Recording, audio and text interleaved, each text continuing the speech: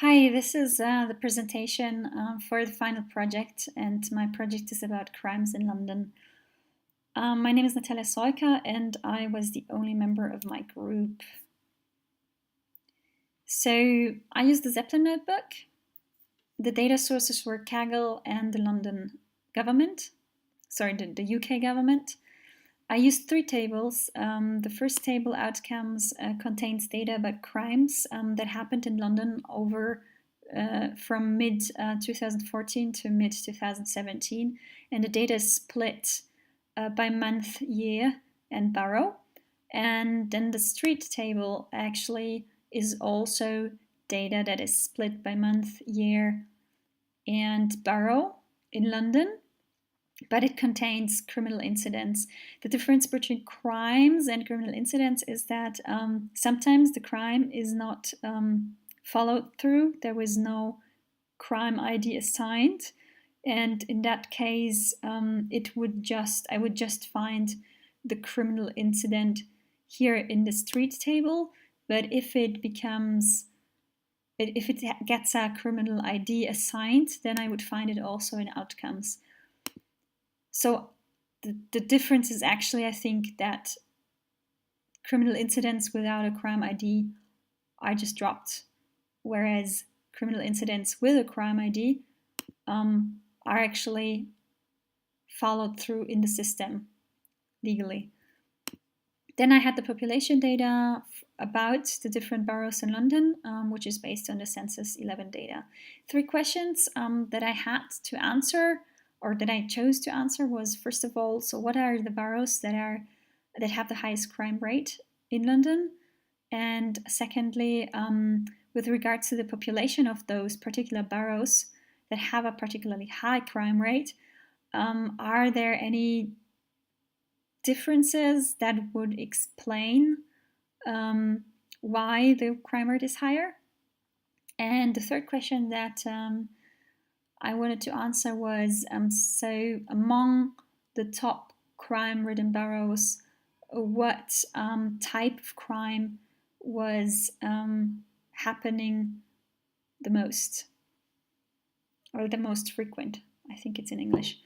The answer to those questions was, so my outcomes for the questions were that, so the top crime areas is Westminster, then comes Lambeth and Southwark, and the population is not particularly different when you compare it with the other boroughs. So I couldn't find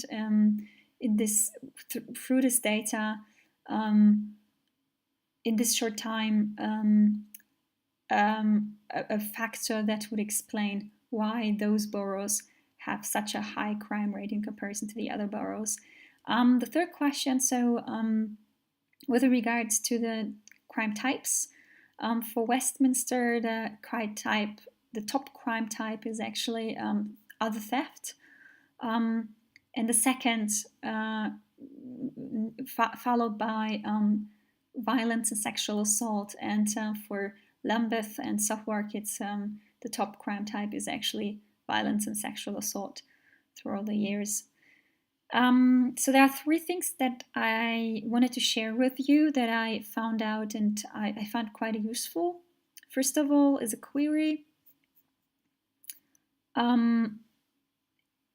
It's a quite nice function that I found. This is an extract of the data that I used, so the borough names had those four letters and four digits and letters. So I wanted to just eliminate those letters and digits behind the borough name to better aggregate those. I wanted just to aggregate Westminster and not Westminster 013. So I found quite a nice way to do it, actually, after trying out many things.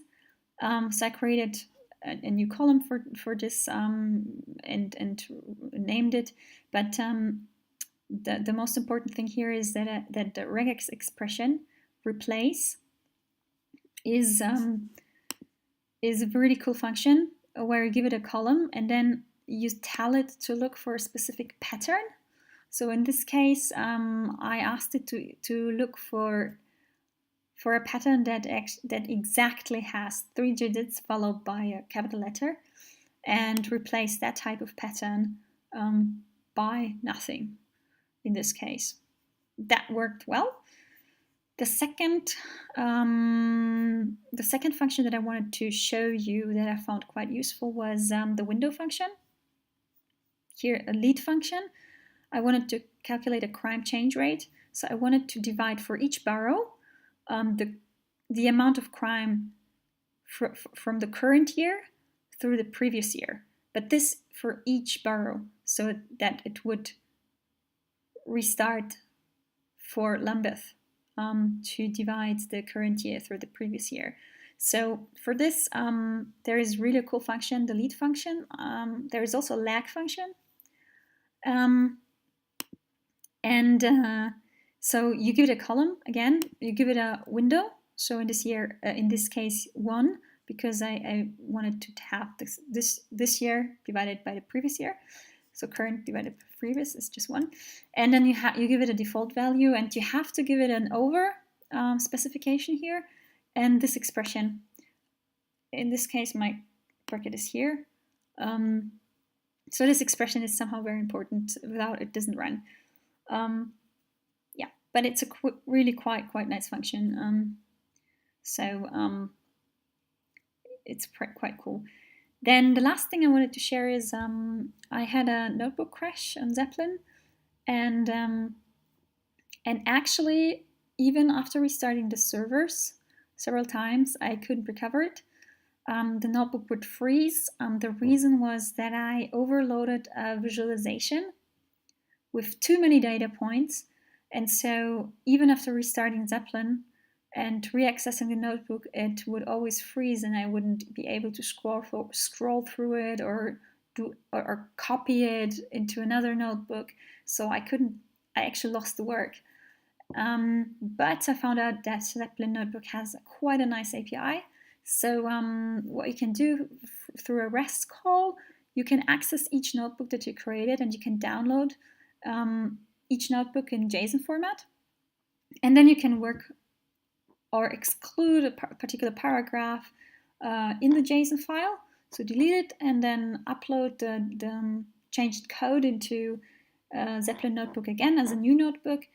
And that worked for me quite well. So that's a really good trick that I found out. So I hope this was a little bit interesting, and I'm very much looking forward to the other projects.